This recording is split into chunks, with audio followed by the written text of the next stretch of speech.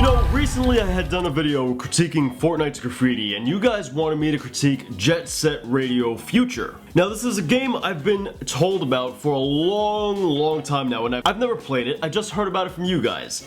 So I have no idea what I'm in for, but that's today's video. And I have high hopes because you guys have been bigging this thing up. You guys have been saying how great and amazing the graffiti in this game is, so I want to see for myself. I pulled up a video for some of the graffiti in Jet Set Radio, and this comes to us from the Renegade. Hopefully he doesn't mind. I'll have his information in the description down below. Alright, so check this out. Look, we got some graffiti in here. It is god awful, but it's there. Look, they got some Sonic in here, some Sonic the Hedgehog. Not bad, alright. I mean, that's not really graffiti, but you know, it's a Sega game. What the fuck is going on? What? Oh my god! Oh my god! Is that Brock? Oh! Whoa! Oh man, I didn't realize you could make your. I guess that's what he means by my new graffiti. Okay, I guess he made this. 10 out of 10. This game has phenomenal graffiti.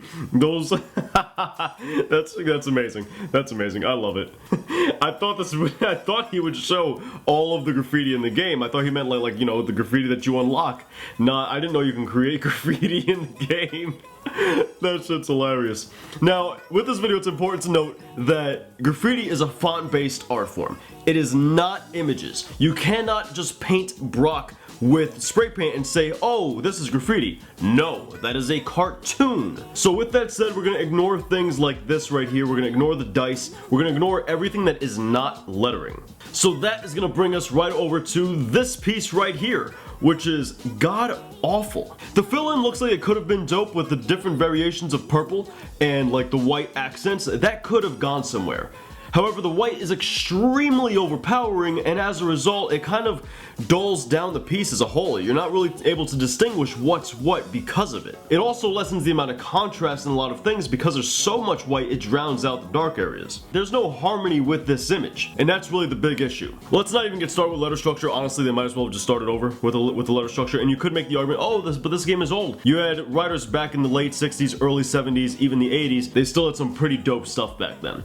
This is actually not too bad. There are certainly some mistakes in this. For example, the K being so different than everything else. Actually, there's something weird that happens here where the K is better than everything else in this throw up, and then everything else kind of just falls short after that. And as a result, the K doesn't flow. And the other reason the K doesn't flow is because there's nothing else that has this kind of end to it. For the EAR, they very much stick to a very large and bubble structure for all of the letters, but that's not present in the K. So that's a bit of an issue. This PJ is also kind of salvageable. You have this situation that comes about with letter P and also the letter T, where when you do those letters, you have a massive negative space underneath the letter. This also happens in the J. But with the PJ combo, what you end up with is the J's hook being able to fill in that negative space, and they did that perfectly here, except they didn't utilize anything round on the J, and they certainly should have in order to flow with the bowl of the P. For anybody who doesn't know what a bowl is, it's this rounded area on the P. This is pretty standard stuff right here. You know, that's actually pretty structural. That's not bad. We pull up some more graffiti and we end up seeing something like this, which I don't even know what that is, so I'm just gonna ignore that. It looks like YZ, but my goodness, holy hell.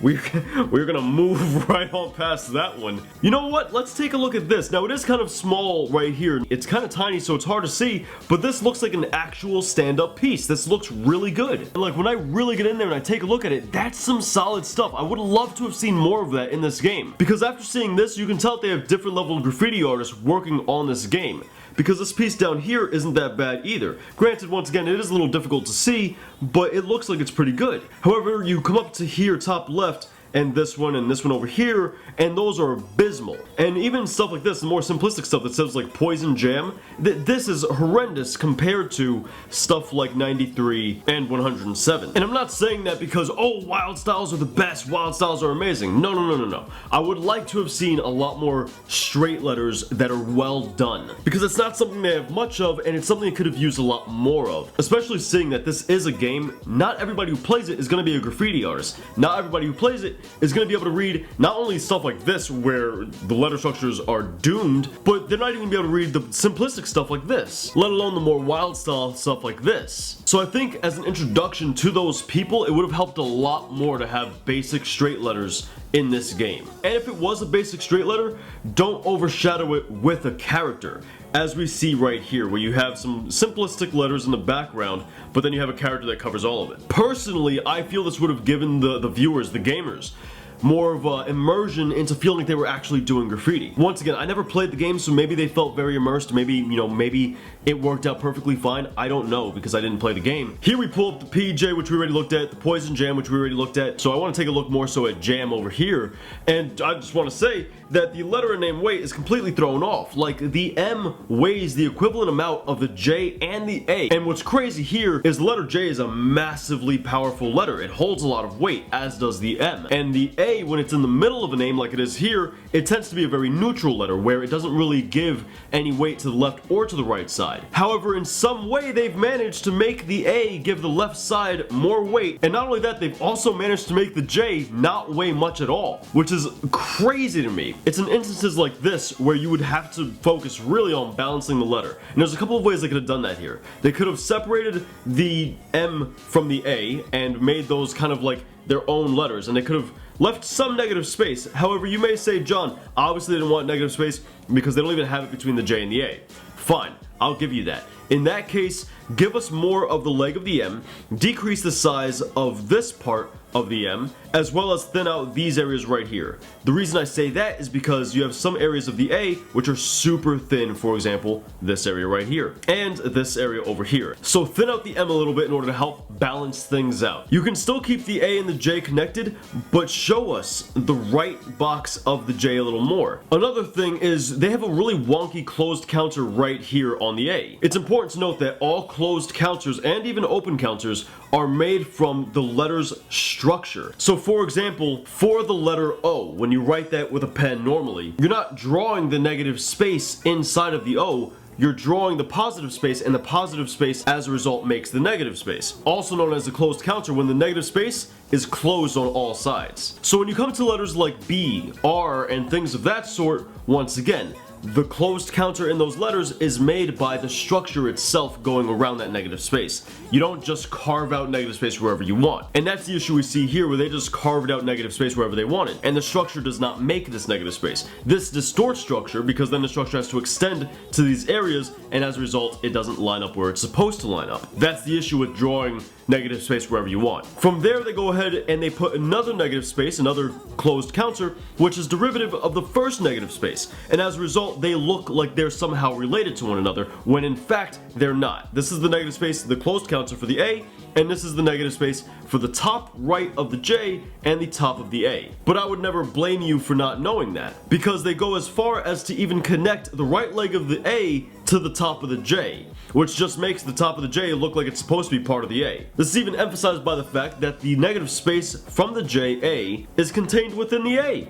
Doesn't make any sense. That right there is bad negative space management, letter and name positioning, and letter structure, which then causes bad letter and name weight. On the plus side, at least they got flow. They do have some flow there, so between those letters at least. And lastly, we have ourselves a Sega piece, which honestly, it could have been really good if the letter and name weight, as well as the flow and letter and name positioning, was more accurate. Now, for anybody looking at this piece and wondering what's up with it, well, you see, the A doesn't flow with the piece at all. Look at how thin the A is. Look at the left side of the A and how narrow that is. Look at the right side of the A and how it bolsters up just a little bit, but it's still pretty narrow. And then look at that really big serif off the bottom right of the arrow, how it swings towards the right tire. That doesn't happen anywhere else in this piece, and it's something in art, not even graffiti, just in art, where if you do a detail, you want that detail to repeat elsewhere. You don't want it to just be one detail, because then it doesn't flow with anything. There's no harmony there. And we see that happen here. You see that part that pops off the A is supposed to be a serif, but because of how long it is, it classifies as your standard extension. You could make the argument that the S has something in the middle portion of the S, which also extends, but that's called a compressed extension,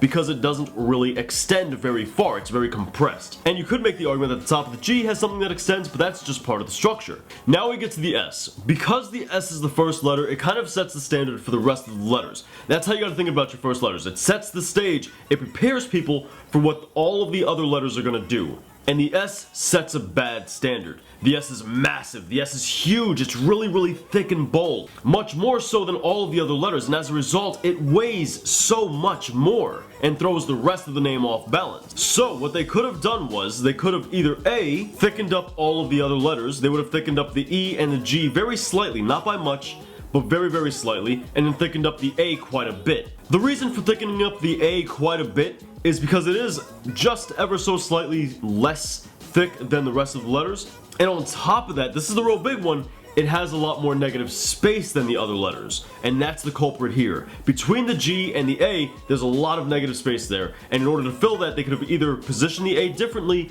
or thickened up the A a lot more. Thickening up the A would have also helped balance out the S, so you didn't even have to thicken the E or the G because the A would have balanced out the S. And the EG would have flowed with one another, so they would have been safe there. Overall, I think I'd give the Graffiti in Jet Set Radio a good 4 out of 10, because they do have some really good pieces in here. And they have some pieces that are salvageable, like the Sega piece. But then they have a ton of pieces which are absolutely lobster labia, like it is bad. I imagine this game probably was a lot of fun to play though. I wish I would have played this growing up. I mean, it looks like a game of its time, but what better time to have a game like that, right? Let me know in the comments down below if you guys remember playing this game. Like what the hell is this game about? Once again, I really don't know much about this game at all whatsoever. What's the objective here? Is it just to spray things? And also in the comments down below, let me know what games Graffiti should we take a look at next. I do intend to look at games that are coming out from like E3 trailers and stuff like that, but I want to wait for those games to come out with new trailers so that we can kind of see more of the world and see more of the Graffiti.